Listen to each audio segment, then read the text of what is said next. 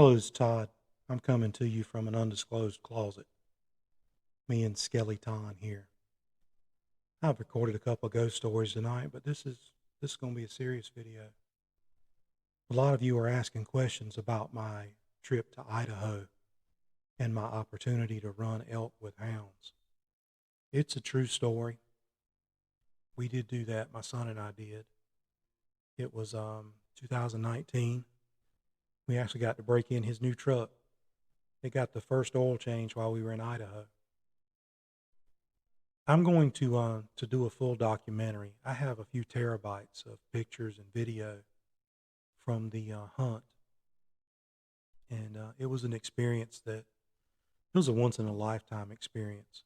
I don't. If you ever get a chance to do something like that, do it. If you got to take a couple weeks off work, you just got to. That's what we did. We took a couple weeks and just went and did it, and I don't regret it at all. It was, I don't know, it was undescribable. So, quick story about it.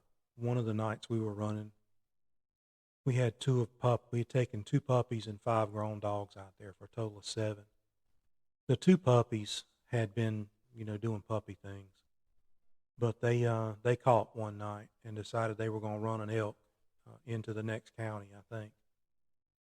And they ran the elk out of the area we were operating in and ran across this farm. The guy was on a tractor.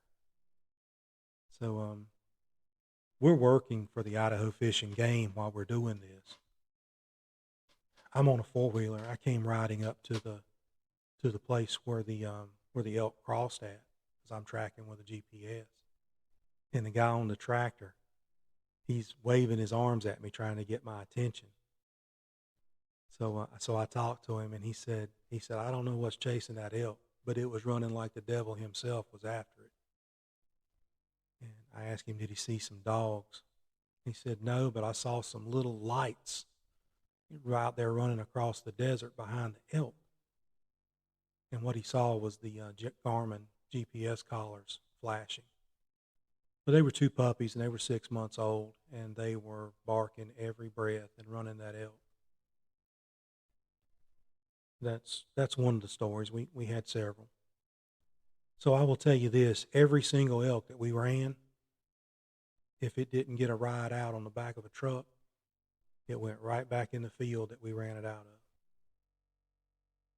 We did our best to run them away, but they didn't. They wouldn't leave. Several of them had GPS collars, and we could track where the elk was going and what it was doing. There was one that we ran completely out of the field, completely off the farm, completely up into the mountains. I've got a GPS track of it. It'll be in the documentary I'm going to make. But anyway, this elk ran all the way up, long ways away. In about, I don't know, at least by nightfall, he was right back in the field where we had run him out of. The next day we could go right back, put the dogs right back on him, run him into the mountains again, and before nightfall he was right back where he came from. So when somebody tells you that the dogs run off the game, they don't. They might run them for a little while, but they're coming home. If you're not seeing them on your trail camera again, the deer probably got a ride on somebody's truck, because they come back. So the Idaho hunt was a